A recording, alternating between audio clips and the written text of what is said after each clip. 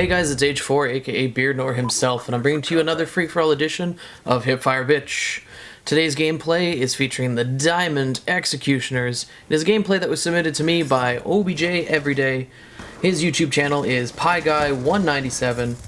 He goes 30-13 with the Dual Executioners on Carrier of all things. And he is running Hardline with Flak Jacket, Scavenger, Tac Mask with Dexterity, and a Concussion Grenade. I will tell you guys that he sent me no less than 3 games of him poning people with the double executioners. He's a very good player, and I think that his tactics here are really smart about using the concussion grenade with Tac Mask. It allows him to close gaps between people and slow them up a bit while not affecting himself in the process, and I think that is a really good way to take this on with Executioners. I was most impressed with this gameplay because it was on Carrier, and that is one of the more open maps, and the fact that he was able to still pull this off with the Executioners, which are like throwing spaghetti at people and hoping that it sticks. I was impressed with this gameplay the most out of the 3. That being said, what I want to talk about today is YouTube drama and the stuff that's been going on lately. I watched a few videos yesterday, and I could not help but just shake my head and kind of laugh almost at some of the things that have been going on. As you guys probably know, there has been some nonsense about a YouTuber begging for some money, or not begging, but asking for some money towards a vacation that he thinks will clear his head. You know, I don't know that YouTuber very well. All I've heard is some of the negative things, and then some of the sort of positive things. I barely know that dude, and it's not about naming names, it's not about picking on any of these YouTubers.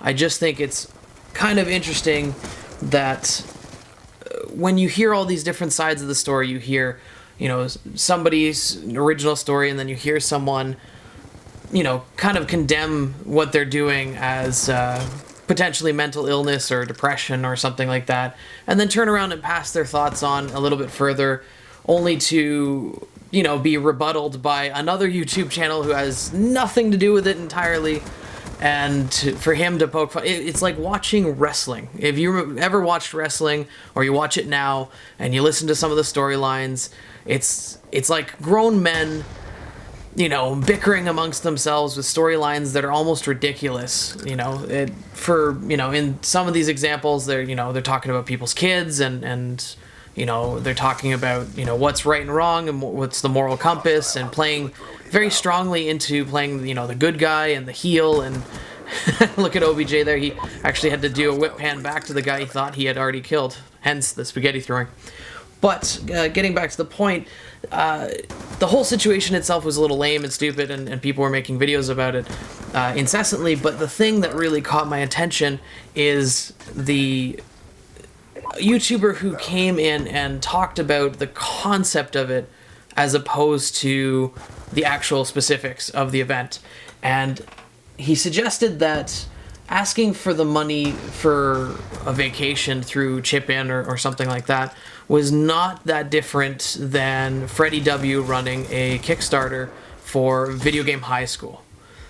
Now that, given that I'm a film person myself, that was such a ridiculous generalization to me, and even with the, you know, credit where credit's due that was given in that video, I felt that it was giantly missing the point. You know, there's a humongous difference between somebody planning something as big as a feature film that's going to be broken apart into episodes, and going through all that work and wanting to raise some money to produce a better product, because people, to be honest, probably have no idea what it takes to make a film and how much it costs. You know, all you guys hear about is probably those inflated Hollywood budgets, and, you know, actors walking home with, you know, $20 million or something of the sort. And I think that's a little bit of a misguided way to look at it. So when you think of Freddie W., you know, he might make, you know, maybe a few grand on one of his current videos or something like that, and if my, you know, general math or guesstimation is correct, you know, he probably makes some good money, and if he gets some sponsorships, he makes some decent money on it, but certainly not enough to shoot a feature film. in order to do that, he still has to do a Kickstarter. And even the first Kickstarter for VGHS raised $275,000 and then turned around and they spent like $625,000, something in that ballpark, by the time they were done. So the Kickstarter only really took the edge off it. It didn't really stop them from spending a shit ton of money. So comparing the two, you know, I want some money for a vacation versus I'd like some money to bring you guys a really entertaining product. Completely different, totally unrelated. I don't think it's fair to compare the two whatsoever, and one is not morally better than the other, but I would say one is less likely to be considered legitimate versus the other, and that's just what I wanted to say about that. But I just think it's kind of funny that all these YouTubers, they make videos about each other and their lives and personal things when they're putting their lives out on display.